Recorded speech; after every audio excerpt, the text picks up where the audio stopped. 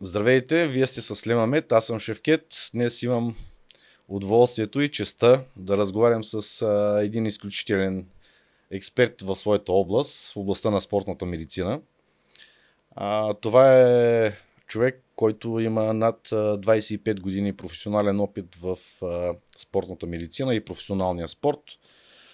Дейността му обхваща работа както с професионални спортисти, така и с любители, с параолимпийци, с деца, с хора, които се възстановяват от травми. Това, между другото, е първия спортен лекар в България, който е направил функционални изследвания в спорта и влиянието на обезводняването върху функционалния спортен капацитет на спортистите. Съвсем скоро доктор Якимов представи своята книга "Спорт, здраве и ти", в която може да намерите практически съвети как да останете здрави, въпреки забързаното ни ежедневие и натоварването от работата ни.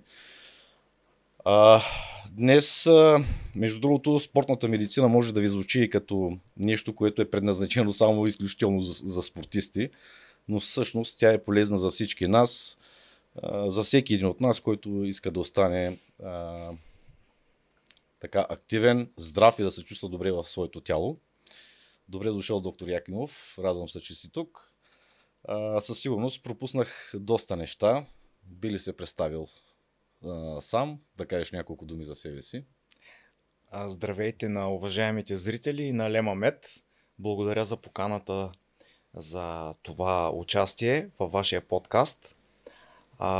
Така доста емоционално представи част от моята визитка, за което благодаря. Може би уважаемите зрители така са доста изненадани какво е събрало на едно място лекар спортна медицина и трудова медицина. Оказа се, за това ще говорим малко по-нататък, оказа се, че могат да се намерят общи неща, колкото да изглеждаме така, в абсолютно различни зони на работа. Но това е хубавото, че могат да се намерят доста допирателни, които да са от полза на всички. Аз наистина имам така доста богат опит в областта на спортната медицина. Това е моята лекарска специалност. Освен това, че 25 години или даже малко повече ми е стажа, ти спомена с какъв тип спортисти, но също така работя и с неспортуващи хора, не ориентирани към спорта, независимо дали на аматьорско или на професионално ниво, защото се оказва, че спортната медицина може да помага и извън преките ангажименти в спорта. Моят опит винаги задължително казвам, че съм започнал от най-ниско ниво, както сме си говорили с теб, от селския футбол, и съм стигнал до ниво Шампионска лига с отбора на Лудогорец. И смятам, убеден съм, че това е правилното кариерно развитие, да се тръгне от най-ниско стъпало, да се извърви полека пътя по стълбицата, докато се стигне до някакво така прилично ниво. Защото работата на различни нива и в различни условия обогатява. Смятам, предполагам, че и във вашата работа е така. За себе си съм убеден, че съм извървял правилно кариерния си път. Освен в мъжкия отбор, в първи отбор на Лудогорец, в момента работя с втори отбор и с цялата академия на Лудогорец. Назад във времето съм работил в ЦСКА по време на 300 шампионска титла, в футболен клуб Литекс. И така смея да се похваля, че съм единственият български лекар, който е работил в британския професионален футбол. Бил съм консултант на медицинския екип на Хартс от Единбург, шотландската висша лига. Работил съм и в Центъра по спортна медицина във Варна, което ми даде възможност да работя и с много други спортове, включително и в областта на функционалната диагностика. Ти спомена за моите изследвания по отношение на това как обезводняването влияе върху функционалния капацитет на спортисти. Мога да кажа, че това е една изключително актуална тема в световен мащаб, изключително все още не толкова разяснена детайлно, много е актуална, как обезводняването влияе върху спортната работоспособност, но за това ще поговорим малко по-нататък. Може би първо трябва да кажем какво всъщност представлява спортната медицина. Какво се изразява на нейната дейност? Спортната медицина е една многопосочна лекарска специалност. Даже аз бих казал, че е енциклопедична лекарска специалност, защото в нея има много от други тясно профилирани лекарски специалности, но с по-особен поглед върху съответната материя. Например, спортната травматология в немалка степен се различава от стандартната травматология, която зрителите познават със сигурност от посещенията си в кабинети и болници. Има функционална диагностика, която доста се различава от функционалната диагностика например, при сърдечно болни, при хора с дихателни заболявания. Физикалната терапия също има някои специфики при работа с спортисти. Храненето е доста по-специфично. Много е интересна област спортното хранене. Също така много сериозен акцент трябва да се постави на употребата на медикаменти и суплементи по линия на допинг контрола. Това е едно от обученията ни, ангажиментите ни. Нашите спортисти не само да са здрави и възстановени, но и да са използвали медикаменти и суплементи, които не съдържат допинг. Това си има съответните тънкости, знания, постоянно обновяване, защото тази материя ежегодно се обновява. И има така и някои специфики, като например спортна медицина в специална среда. В специална среда ще рече какво се случва в организма при висока скорост, например автомобилни спортове, какво се случва на голяма надморска височина, какво се случва дълбоко под водата. Това са екстремни състояния, които имат своите особености по отношение на възстановяване и подготовка. Също така спортната медицина се занимава и със състояния при преходи през часова разлика, проблеми на аклиматизацията, които имат нашите спортисти. И може би тук е допирателната, защото един спортист, когато направи трансокеански преход по повод състезание, той трябва да е готов за състезание след няколко дни във върхова форма, но пък също, както обикновеният турист, така и бизнесмена, който прави същия трансокеански преход, има проблеми с аклиматизацията. Така че спортната медицина, ето случай, в който може да помогне и на неспортисти. В твоя кабинет идват много хора. Аз лично съм ходил там. С какви травми се сблъскаш, касаещи опорно-двигателния апарат в своята практика? Има ли такива, които хората ги бъркат с така наречените спортни травми? Има ли хора, които, да речем, са работещи от най-различни професии, да речем заварчици? Да, при мен в кабинета идват не само спортисти. На моменти даже така съм забелязал, че потока от неспортуващи сякаш е малко по-голям. Идват хора на всякаква възраст, които категорично нито са спортували, някога, нито в момента, но са с някакви проблеми, които така се обръщат за помощ към мен. Една част от хората имат проблеми с теглото, с наднормено тегло. И така имам съответни предложения за решаване на тези проблеми. Сега няма да задълбавам тази тема. Идват категорично и хора, които са с професионални увреди. Ти спомена заварчици, но тук бих сложил също и групата шофьори, офисни служители, т.е. седящи и трайно обездвижени. Дърводелците са една група, които също си носят своите проблеми по отношение на опорно-двигателен апарат. Сега тези пациенти те не казват боли ме като баскетболи с рамото, но те са с типичните оплаквания, каквито се случва да имат и професионални спортисти. Сега травмите в рамото са много чести при вратари в футбола или при волейболисти. И заварчици и дърводелци също така имат проблеми с рамене, с лакти и зоната на китките, на работещата на силната ръка. Така че има доста, понякога се оказват доста общи неща между травмите, както при професионални спортисти, така и от този тип трудови проблеми. До каква степен превенцията може да намали риска от такива травми според теб? Сега, термина превенция навлезе в професионалния спорт в световен мащаб през последните около 10 или малко повече години. Това е една система от цялостен подход, при който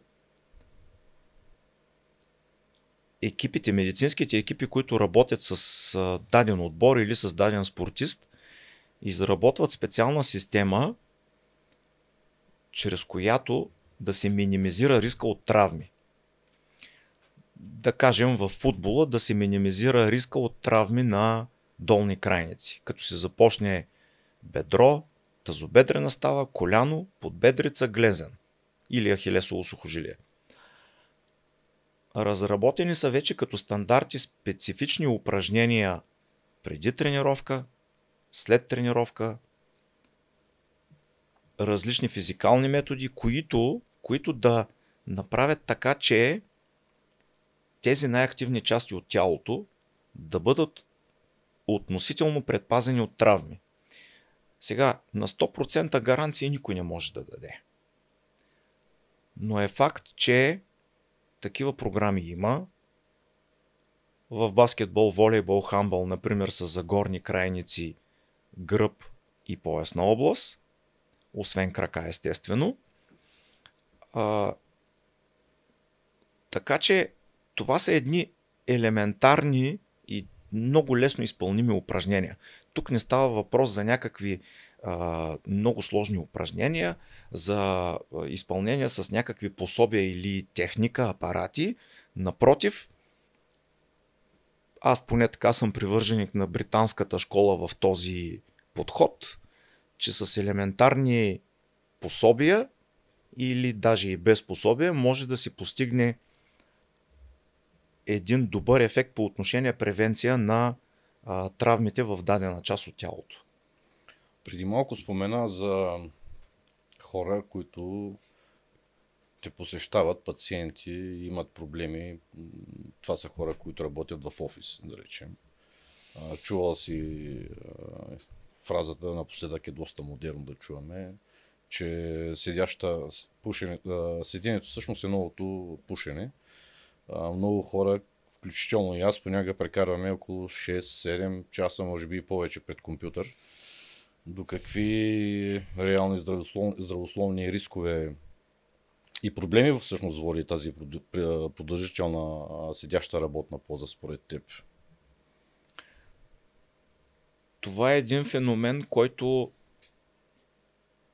според мен се засили по време на пандемията, когато много хора преминаха при работа в домашни условия, дистанционно. Не, че след пандемията те не пренесоха седящата поза от дома си в фирмения офис, но при всички случаи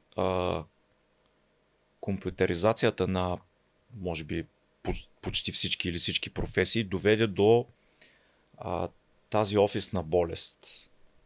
Мисля, че може така на жаргони по този начин да се каже. Обездвижването, което сам ти казваш почти цял или цял работен ден, има своите последици. И мисля, че е добре всеки човек да си даде сметка, да се замисли най-малкото, а след това и да се позаинтересува какво се случва след прекарване на работния ден в седнала позиция. На първо място бих посочил един спазъм на много от мускулите в тялото, буквално от главата до петите. Принудителната поза, заедно с елементарни манипулации, които човек има от стола си, предизвиква буквално стягане на мускули, предимно по гърба, задната част на тялото, седалищни и бедрени мускули. И оттам се получава едно функционално скъсяване на тези мускули. Това предразполага намаляване на кръвообращението, притискане на кръвоносни съдове и нерви. И всеки като се позамисли ще каже: да, схвана ми се врата, схвана ми се кръста, краката. Това е резултат от скъсяването на тези мускули, които са в един траен спазъм. Друг ефект, който за съжаление се наблюдава при трайно седящите в офис, това е от принудителната типична позиция на краката, общо взето прав ъгъл в тазобедрените стави и прав ъгъл в коленните стави, се предизвиква една компресия на големите венозни съдове, намалено оттичане на кръвта от крайниците към сърцето, и това е предпоставка за получаване на венозен застой. Тоест, тези хора бавно и полека постилат, на прост език казано, едни разширени вени. Или ако ги имат, полека задълбочават състоянието си.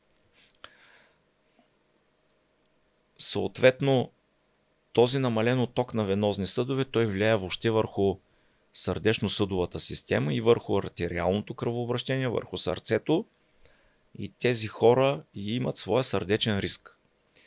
Обездвижването има своите метаболитни последици. Забавената обмяна на веществата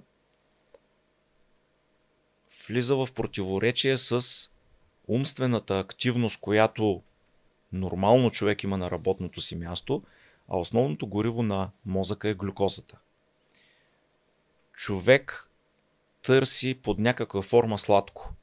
Дали ще е в напитка, дали ще е в десерт, не влизам в конкретика. И приетите калории, приетите прости въглехидрати доставят незабавна енергия на мозъка, обаче голяма част от тези калории не се изразходват и се складират като мазнини. И метаболитният синдром при много хора започва точно от обездвижването в офисна среда.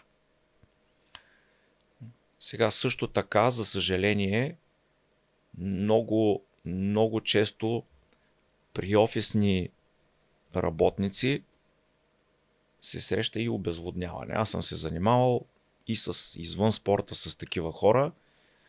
Реално погледнато, тези хора не консумират полезни течности.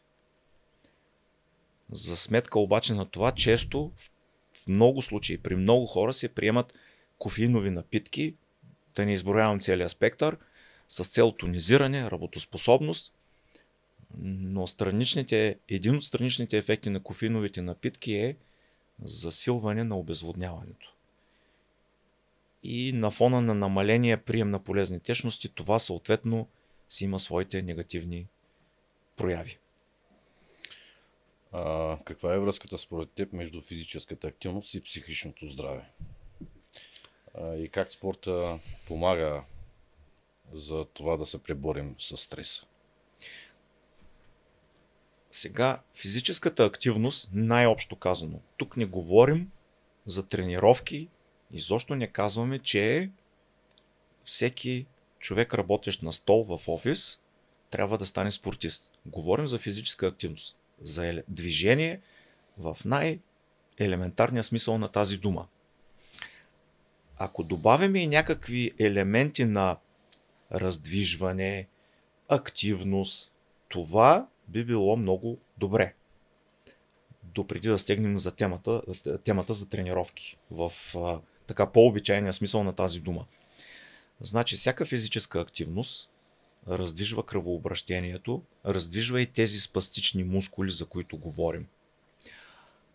Дава се дължина на мускула, което веднага намалява компресията върху кръвоносни съдове и нерви и дори с някакви елементарни движения човек може да почувства веднага облегчение.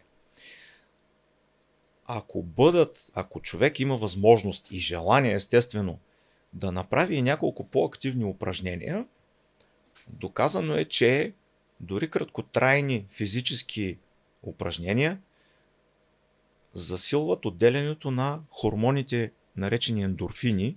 Това са хормоните на удоволствието. Затова човек, като се раздвижи, усеща прилив на настроение, на енергия и тези хормони имат също така и известен обезболяващ ефект. Тоест, човек, ако в най-популярния смисъл на думата се е сковал в кръста, не само чисто физическото раздвижване на тази част от тялото, но и отделянето на ендорфини ще спомогнат за намаляване на неприятните усещания от схванатия кръст. Хората доста, всички всъщност хора са заети с своята работа, 6, 7, 8 часа, някои повече време и трудно намират по принцип време за тренировки, да речем, след работа. Някои може би изпитват вина за това, че не могат да тренират, но всъщност по-важно е според тебе как може да създадем навик за така наречената физическа активност. Да си изградим някакви навици. Как да успеем? Сега, според мен в значителна степен това е въпрос на желание и мотивация на отделния човек. След като много хора имат мотивацията, да кажем на всеки час да излизат по 8 минути да пушат една цигара, значи не е проблем да не е на всеки час, но на 2 или 3 пъти през целия работен ден да отделят 5 минути за елементарни упражнения, някои от които могат да се изпълняват дори и на стола.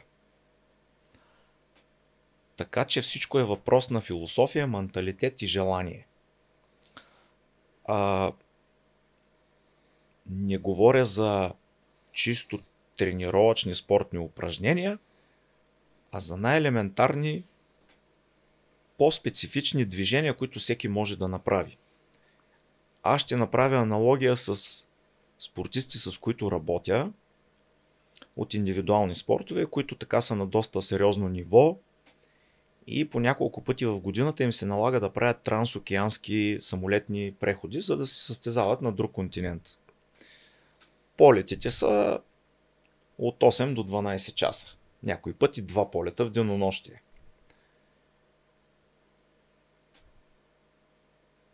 Винаги инструктирам такива състезатели на отиване в посоката преди състезанието. Там не говоря за особеностите на часовата аклиматизация, но по отношение туширане ефектите на обездвижването в самолета, на всеки час да стават, например да правят 3-4 дължини в коридора и винаги в края на самолета до сервизните помещения има няколко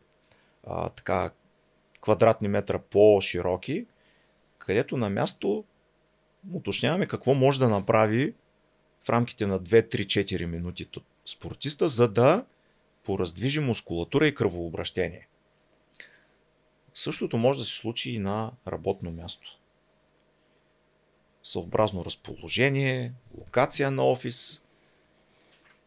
Така че могат да се направят някои неща и в работна среда, в подходящо време, за да се избегнат тези ефекти от обездвижването? Ние съвместно с тебе съвсем наскоро, миналия месец, организирахме едно обучение, в което говорихме за ергономия. В интерес на истината, аз съм изненадан колко хора присъстваха, колко много бяха.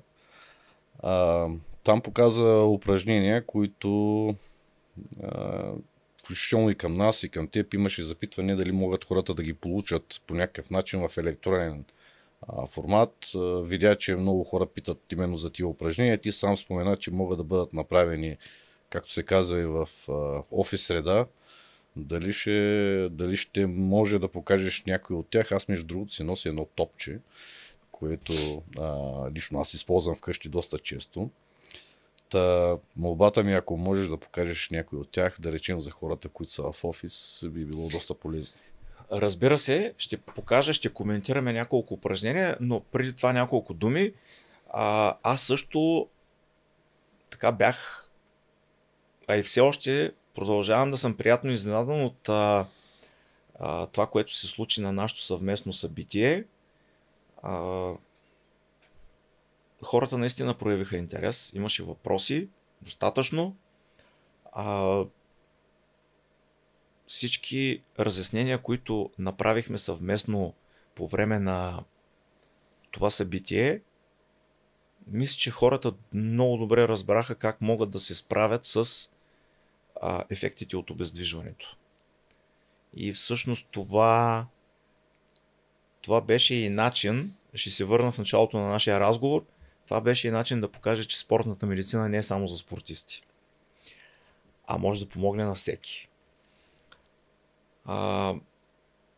Упражненията наистина са много елементарни, сега ще покажа няколко от тях и всеки, който има интерес, може да започне да ги прави или пък да се свърже с нас за повече детайли. Значи едното упражнение, което ще покажа е за упражнение на поясна област. След това с мини топките, които раздадохме на всеки като подарък, ще покажа някои упражнения за мускулите и сухожилията на стъпалата и едно елементарно упражнение за тонизиране на кръвообращението на долните крайници с цел намаляване ефектите от венозния застой.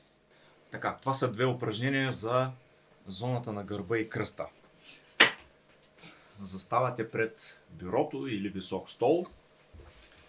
Общо взето между краката и гърба да е прав ъгъл. Ръцете са на бюрото или на стола.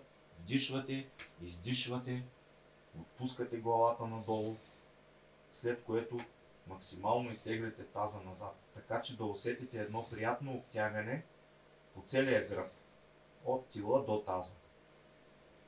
Задържите с издишен въздух, препоръчително е около 30 секунди. След което надигате леко, пак вдишвате, издишвате и при максимално отпуснато състояние дърпате таза назад, така че да се получи максималното обтягане на мускулите покрай гръбнака. Следващото упражнение може да подпрете на бюрото. Това е вариант на популярното упражнение котешки гръб. Вдишвате, брадичката на главата да опре до гръдната кост. Задържайте 4-5 секунди.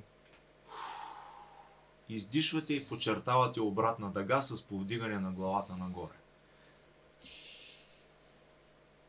Вдишвате, брадичката в гръдната кост, задържите няколко секунди. Издишвате и обратно. Следващото упражнение се нарича лодка. Може да подпрете за лек контрол на бюрото. Може и без. Повдигате на пръсти, повдигате на пети. Максимално високо петата на пети. Високо на пръсти, назад на пети с обтягане на разгънати колене. Ето това стимулира венозното кръвообращение.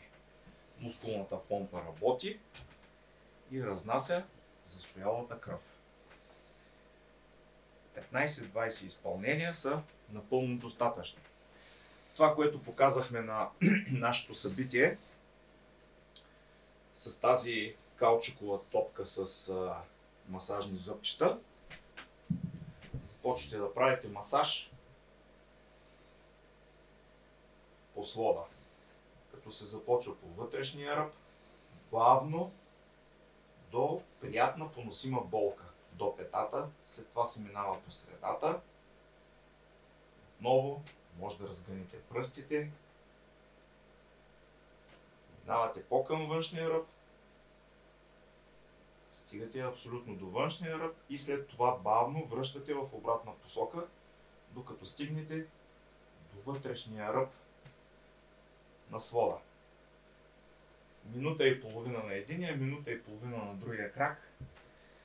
Това упражнение по методиката или по философията на източната медицина представлява масаж на цяло тяло, защото не само раздвижвате сухожилията и мускулите, които са по ходилата, но реално третирате и рефлексни точки в зоната, които по съответните енергийни меридиани стимулират работата на много органи. Преди години в така наречения комунизъм имаше една такава производствена гимнастика, термин производствена гимнастика. Какви бяха целите на тази производствена гимнастика?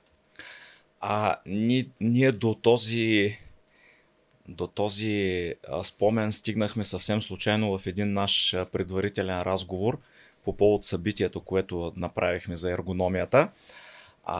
Аз бях ученик в горните класове, когато ходехме като част от обучението, професионалното обучение на стажове в различни заводи, предприятия. И там така ни правеше впечатление, че мисля, че в 10:30 беше, в 10:30 часа абсолютно всички спираха работа, събираха се на определено място и се показваха упражнения, които всички изпълняваха. Това беше общо взето по типа сутрешната ведрина в училище. Спомням си. Нали така? Спомням си, да. Сега това може би за някои от зрителите е изненада, някои си ги спомнят тези неща.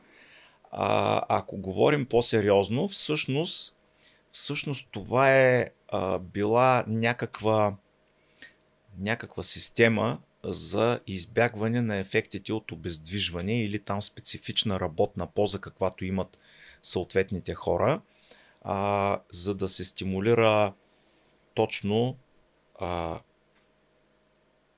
да се избягват ефектите на специфичната работна поза. Това бяха едни общо развиващи упражнения. Наистина, просто да се раздвижи човек. Имаше някакъв стандарт. Аз си спомням, че така съм виждал брошури, по които са записани видовете упражнения, по колко бройки да се правят. И това така е спомен от моите ученически години. Тогава естествено сме гледали доста така усмихнати тези ангажименти, които сме виждали. Било е някаква форма на превенция, точно така. Макар че сега науката, кинезиологията, кинезитерапията се развиха много и това, което споменах по-рано, вече си има точно определени насочености за това какви упражнения биха помогнали най-много. При това персонално с индивидуален подход.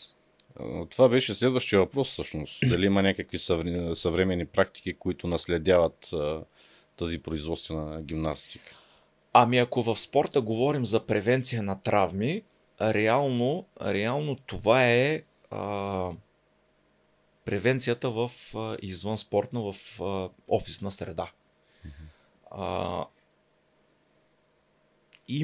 Има такива колеги, знам колеги в София, които се занимават точно в тази посока. Също така знам и в чужбина, специално за Испания, така имам информация, че има фирми, които работят с физиотерапевти и които се ангажират в работна среда да се грижат за здравето на работниците, при това с индивидуални програми от елементарни упражнения. Сега стигаме до един доста интересен въпрос. Ти първи в България си направил изследвания относно обезводняването и както влияе върху спортния капацитет на футболистите. Преди малко спомена, че е много важен режима на хранене и приема на течности. Искам да влезем малко в повече детайли, като молбата ми е да обясниш как влияе самото обезводняване върху организма на билото спортист или работещ. И ще дам конкретен пример. Онен ден го коментирахме с тебе. На строителен обект, който съм бил, съм наблюдавал следния казус.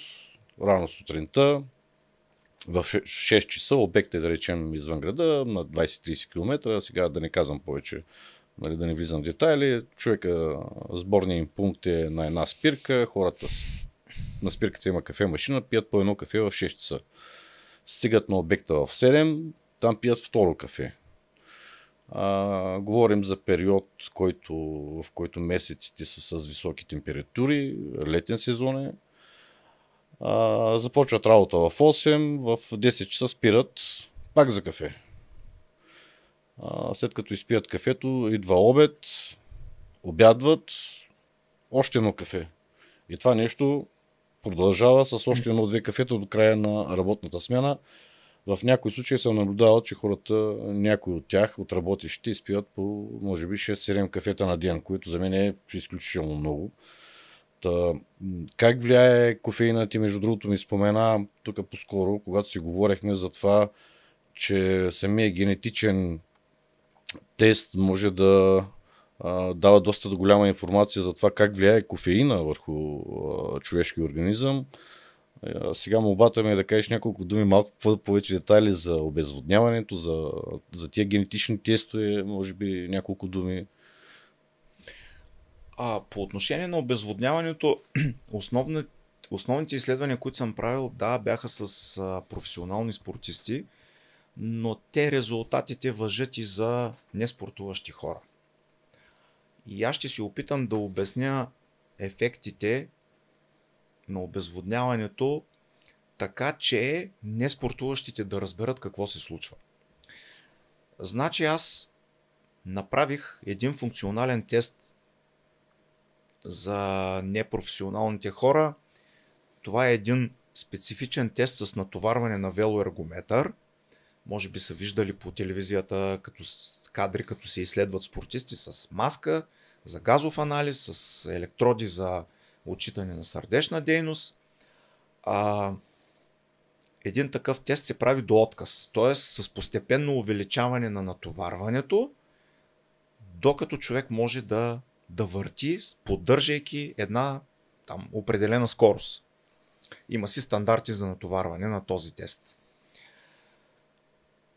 Този тест го направихме един път в перфектно оводнено състояние, един път умишлено хората бяха инструктирани да дойдат обезводнени. Нивото на хидратация се изследва чрез един уринен тест с един портативен апарат, който буквално за 3 секунди дава една стойност, която показва дали си оводнен, дали си навлязал в зона за обезводняване или си напълно обезводнен. Тоест, едно максимално натоварване, което продължава около 12-13 минути, педалиране много интензивно на колело, в състояние на перфектно оводняване и в състояние на абсолютно обезводняване. Значи, когато човек е обезводнен, работи с много по-висока пулсова честота. Работи с много повече брой сърдечни съкращения в минута. След края на теста, възстановяването, достигането до нормален пулс е много по-дълго, отколкото ако е оводнен. И нещо много интересно. Оказа се, че човек, когато е оводнен, работи с по-малко кислородна консумация. Тоест много по-ергономично. Употребата, консумацията на кислород е много по-голяма, когато си обезводнен. Работиш на по-висок пулс и достигаш по-слаб резултат. Винаги финалните резултати, нивото на мощност и продължителност на теста бяха по-ниски, отколкото в оводнено състояние. Тоест,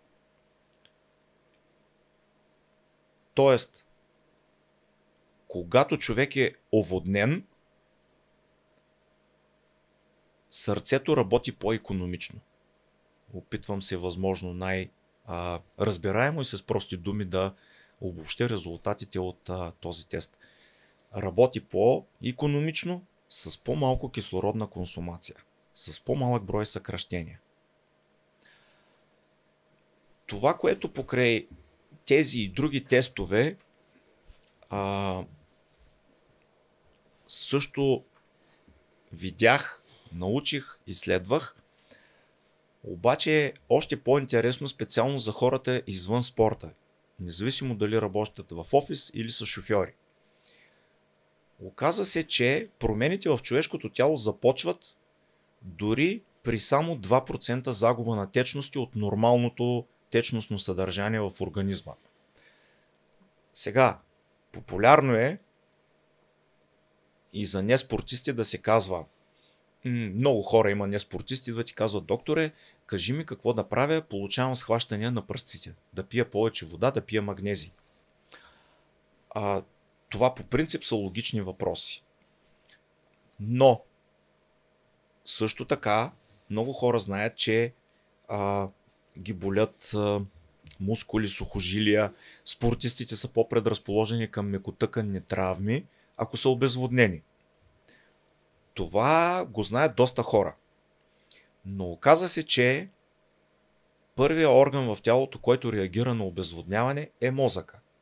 Само при 2% загуба на течности, когато човек започне да усеща сухота в устата и по устните, това са първите сигнали, че трябва да се приемат течности, започва да страда вниманието и концентрацията. При 5-6% загуба на течности категорично има проблеми с бързината на реакцията. И ние това се го говорихме на нашето събитие за ергономия, че аз съм изумен от хора, които се хвалят, че шофират от Разград до София или от Варна до Благоевград без да спират. Това първо означава, че те са обезводнени. Второ, това означава, че те без да осъзнават реално са опасни. Опасни за себе си, да кажем най-малкото. Защото техният мозък е с забавена реакция по време на шофиране. Защото когато човек е оводнен, спира за тоалетна периодично, най-общо казано.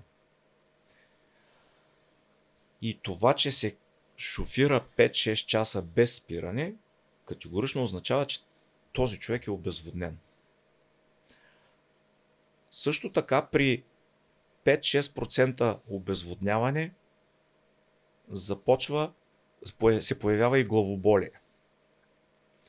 И това е типично и за работещите в офис.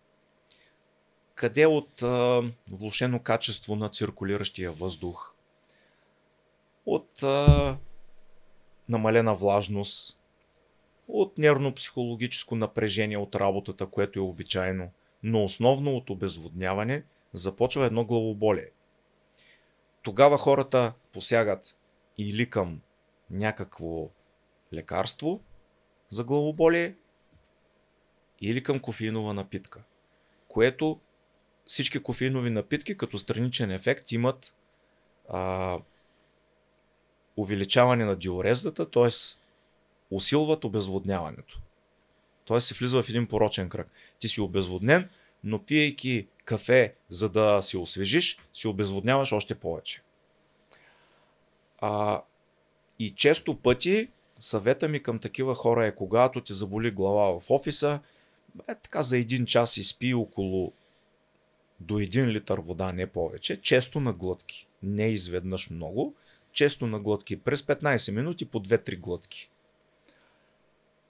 И това е най-естественият начин да се справим с така нареченото офисно главоболие, което не е болесно главоболие, то е функционално.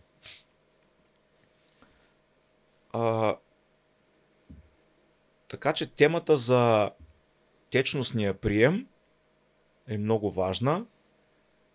Разбира се, тук не говорим само за пиене на вода като за полезна течност. По принцип, заедно с приема на вода трябва да се приемат електролити. Основно натрий, калий, магнезий. Така че говориме за водно-електролитен прием. Най-правилно, най-научно е да се говори за водно-електролитен прием, а не само за пиене на вода, като вода е може би популярната дума, но полезни течности, съобразно нашия начин на живот, могат да бъдат супи, айрян, таратор, домашни компоти, сокове от прясно изцедени плодове. Това са полезните течности. Разбрах. Би ли казал нещо за генетичните тестове? Това е нещо много интересно за кафето. Сега, генетичните тестове, естествено, аз така имам опит от няколко години. Работя в екип с така други колеги към компания Регена, както с спортисти, така и не само с спортуващи. Естествено, има ген за реакция на кофеин. Има 3 типа хора по отношение реакцията на кофеин. При първия тип кофеина действа като обичаен стимулатор. В такива случаи се препоръчват до 2 кафета на ден. Втория тип хора са такива, при които кофеина просто не действа. Това, както знаем, са хората, които пият по 7 кафета и лягат вечер и заспиват. А реално тези хора, пиейки кафе, освен че си дразне стомаха и черния дроб и засилват загубата на течности, нямат друг ефект от кофеина. И третия тип реакция, не малко срещан, а сравнително често, по мое впечатление, това е реакцията на кофеин с тревожност и напрежение. И има такива хора, при които се усилва тази напрегнатост като резултат от кофеиновия прием. Такива тестове при тебе могат да бъдат направени? Да. Може да бъде направен такъв генетичен тест в кабинета ми в Разград. Материал се взема за теста. На пробата е капки кръв от пръст и минимално количество слюнка. След това пробата се транспортира до лаборатории и след около 40 дни резултатът е при пациента. Така че генетичен тест може да бъде задействан и в Разград. Той не е само за кофеин, разбира се. За много неща. И се прави, доколкото знам, извинява, еднократно, нали така? Да. Генетичен тест се прави веднъж в живота. Както по отношение на хранене, по отношение на наследствени заболявания, по отношение на придобити заболявания, специален панел за спортисти, по отношение риск на травми, възстановяване, прак на болка. Просто темата е много дълбока, не искам да задълбавам чак толкова детайлно, но се прави веднъж в живота, включително и по отношение на храненето. Генетичният тест не влиза в противоречие с популярните кръвни тестове в клиничните лаборатории за хранителни съвместимости. Защото тези тестове разкриват моментното състояние. Ти можеш да нямаш лактозна непоносимост генетично, но вследствие на прекомерна употреба на прясно мляко да развиеш лактозна непоносимост. Проявите на лактозна непоносимост. Което може да бъде показано от един такъв лабораторен тест. Съответно, имам такива случаи, при които комбинираме генетичен тест с кръвен тест. При бременни жени потребностите са едни по време на бременността, след раждане вече става съвсем друго. Така че генетичният тест е точно изстрел в десятката по отношение на храненето. Там резултатите не подлежат на условности, резултатите са категорични и евентуално корекциите, които трябва да се предприемат, са много точни, много насочени и са много бързо дават резултат. Това съм си убедил в практиката. Какъв е срока, в който излизат самите резултати? В рамките на около 40 дни са готови генетичните изследвания. Някои се правят в България, някои в чужбина. Има си технологично време. След това, след като е готов резултата, пациентът получава резултатите, но също получава и консултация с лекар-генетик, с диетолог и при нужда, при заявен интерес по отношение на двигателна активност въобще, спорт, или пък двигателна активност за редуциране на телесно тегло, консултация и с мен като лекар спортна медицина. Хубаво е всички, които гледат и са от разряд и областта, т.е. и не само те, става въпрос за разряд, защото аз доскоро не знаех за това, докато ти не ми каза. Да. Т.е. разбрах съвсем случайно. Ако някой има интерес, може да се свърже с доктор Якимов. Накрая ще дам и неговите координати. Така че трябва да знае, че в разред вече могат да бъдат правени тия тестове на място. Точно така. Съвсем наскоро, както в самото начало казах, ти представи своята книга. Мога да кажа само едно. Залата беше, пукаше се по шевовете. Беше пълна. Аз лично съм я прочел тази книга. Мога да кажа само едно. Чете се много лесно, за разлика от много други книги. Вътре има практически съвети.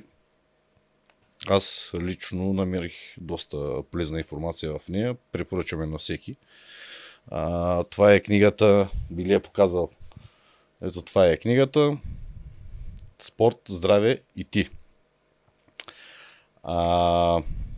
Искам да задам въпроса, какво те вдъхнови да напишеш тази книга? Имаш ли някакъв конкретен момент или серия от случки в практиката ти, които те потикнаха към това да напишеш тази книга? Първо да кажа, че това не е автобиографична книга, не е роман, не е художествена литература. Това е набор от практически съвети и указания с много точна конкретна насоченост, които помагат привидно на спортисти, но както ти каза, и не спортуващи хора могат да научат много неща по отношение здравословния начин на живот. Идеята да напиша тази книга така се разви доста като един доста дълъг процес. След като окончателно заработих в областта на спорта, така ми направи впечатление, че често пъти някои травми или заболявания са свързани не пряко с спортната активност, а с някои грешки в поведението извън терена.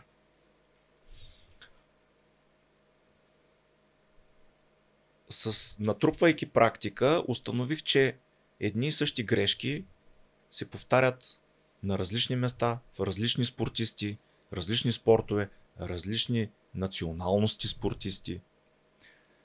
И така полека започнах да обмислям дали пък след като са често срещани идентични грешки, разнопосочни, да не започна да си ги записвам и накрая да ги предоставям на моите спортисти, като са систематизирани, да ги предоставям на моите спортисти, за да могат те да си ги прочитат и един вид като превенция да избягват грешки. Например, по отношение на облекло, по отношение на нощен сън, по отношение на обувки. И така започнах да си систематизирам отделни съвети и указания. Тоест, тази книга, всеки ред е мой опит, практически опит, и са неща, които, без да имам претенции, че съм прочел всички учебници по спортна медицина в света, естествено не, но такъв тип практически наръчник аз поне не съм срещал. Може и да има, но не съм срещал. Разбира се, постепенно във времето добавях нови неща, тъй като, например, се появиха свръхолекотените спортни обувки, към които аз имам много резерви и забележки. Появиха се някои вредности в средата ни, като не само наркотици, но и пособията за пушене, които знаем много добре какви вреди нанасят. Появиха се нови моменти по отношение на спортното хранене. Така че книгата постоянно, тя си беше в един чернови вариант, но постепенно така добавях, системно във времето добавях различни неща. И накрая така, общо взето, озря момента това нещо да бъде събрано, систематизирано и предложено в този вид. Аз си мисля, че хората, които прочитат тази книга, много лесно на практика ще приложат написаното в нея. Т.е. ще намерят много неща полезни, както аз намерих. Като например това, защо ще продължа да го повтарям, защо трябва да спа на една страна, а не покорим. Между другото, как могат да си поръчат хората тази книга? По какъв начин? Чрез сайт, доколкото знам, я няма в книжарниците. Да, книгата не се разпространява в мрежата от книжарници. Книгата може да бъде поръчена през Facebook страницата ми, през моя сайт, чрез обаждане на телефона на кабинета ми, и също може да бъде закупена на живо в кабинета ми. За хора от други градове може да бъде изпратена по куриер. Аз в края на епизода ще дадем твои координати. Всеки, който иска да запише час при теб, може да се свърже с тебе. Между другото, не го казвам, защото се познаваме с доктор Якимов и защото сега е тук, но лично аз мога да кажа, че това го казах и онзи ден, че това потвърждение, което получих по Viber с часа на записания час, къде да отида, как да отида, това е една подробна информация, която до сега никъде не съм я виждал. Смея да кажа, че е доста над европейската практика това нещо. В уречения час влизаш, там не чакаш при тебе. Това мога да кажа със сигурност, което въобще не е малко. Ние сме свикнали да чакаме при лекари. Аз мисля, че този епизод беше много полезен за всички и наистина много ти благодаря, че се отзова и прие нашата покана. Ако нещо съм забравил да задам като въпрос, се извинявам, но тъй като доста напредваме отново във времето, отново ти благодаря. На всички вас, които слушахте този епизод, ще се радвам да го споделите с приятели, колеги или просто някой, който редовно казва: отутре почвам да спортувам. Книгата на доктор Якимов може да намерите на drjakimov.eu. Там в раздела поръчай книга. Всичко е ясно и кратко написано. Благодаря ви, че бяхте с нас. Благодаря ти отново. До следващия епизод. Бъдете здрави и се грижете за себе си, защото най-ценният ресурс сте самите вие.